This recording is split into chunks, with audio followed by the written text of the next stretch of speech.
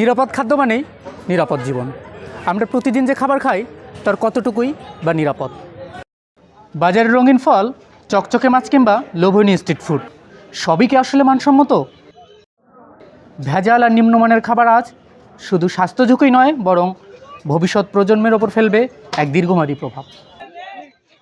দেশজুড়ে বিভিন্ন সংস্থার অভিযানে প্রতিদিন ধরা পড়ছে ভেজাল উপাদান, কখনো ফরমালিন, কখনো কেমিক্যাল ডাই, আবার কখনো বা পচা খাবারকে তাজা বানানোর কারসাজি।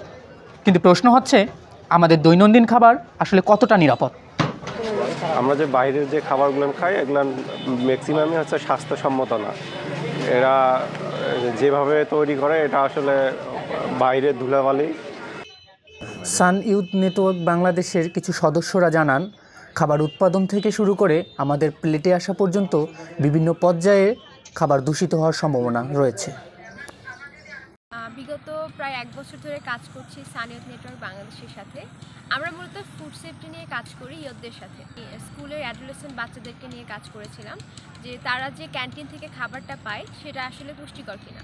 আমরা স্কুল ক্যান্টিনে সার্ভে করি, দেখি যে সেখানে অলমোস্ট 60% খাবারই অতিরিক্ত তেলে ভাজা, যেখানে আমরা জানি যে অতিরিক্ত তেলে ভাজা খাবারে যে ট্রান্সফ্যাট তৈরি হয়। তো আমরা যখন শপকিপারদের সাথে এই বিষয়গুলো নিয়ে কথা বলি, তাদের এই বিষয়ে কোনো ধারণাই ছিল না। খাদ্য উৎপাদন থেকে শুরু করে আমাদের প্লেটে আসা পর্যন্ত আসলে অনেকগুলো প্রসেসের মধ্য দিয়ে যায়, যেমন উৎপাদন, বাজারজাতকরণ, প্রক্রিয়াকরণ। তো এই যে কোনো একটা ধাপে যদি সেটা দূষিত হয়, তাহলে কিন্তু আমরা আমাদের পুষ্টিসম্মত খাদ্য আসলে পাই না। মাঠ পর্যায়ে তদারকির মাধ্যমে খাদ্যের মান উন্নয়ন এবং ভোক্তা পর্যায়ে সচেতনতার বৃদ্ধি সম্ভব। এর সমাধান হতে পারে আসলে আইনের সঠিক প্রয়োগ, যেমন নিয়মিত মনিটরিংটা আসলে খুবই দরকার।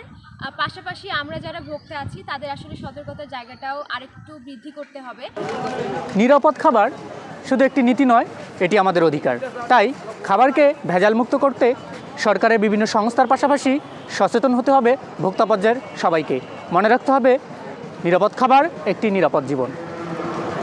অলিউল ইসলাম, MCJ, এগ্রিভিশন, রংপুর।